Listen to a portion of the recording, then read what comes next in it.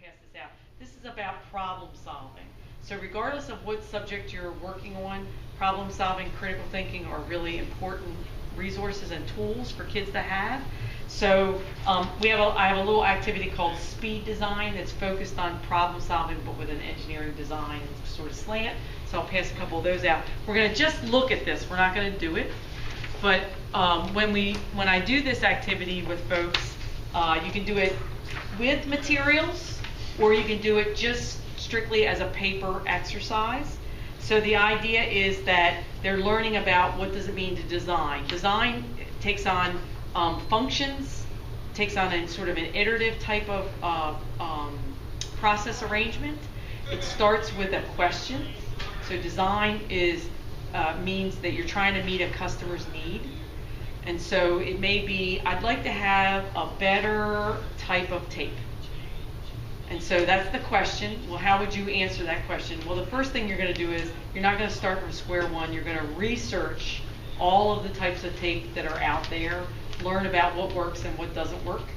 And then you're going to come up with constraints. I want a tape that I can carry in my purse. I want a tape that will join not just paper, but will also join metallics and ceramics. If you've done your research, you come up with best solutions. Well, I'm going to create a new super de-duper tape that's made out of monosodium adhesive that I know has staying power. And you come up with a number of different scenarios.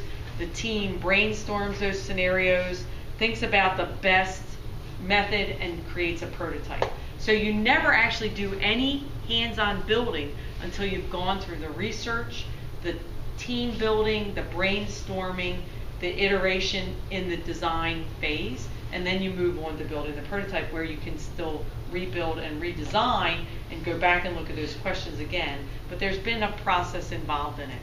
So these little problems are problems that you can share with the class, and they have to come up with a best solution. So it says to cut these up, and for example, one of the problems that your small group may have, so picture a class of 30 kids, you cut up 10 of these, and you have groups in groups of 3, and they each have a different problem. They have to spend some time brainstorming a solution based on all their inputs, and then maybe creating solution if you give them the materials to do so. So there's simple things like you're baking brownies, you need to get the hot pan out of the oven, but you don't have oven mitts. What would you do? Okay, so they can come up with way out solutions, or you can limit the solutions they can come up with by what supplies are provided. Okay, so it's a way of using critical thinking and problem solving.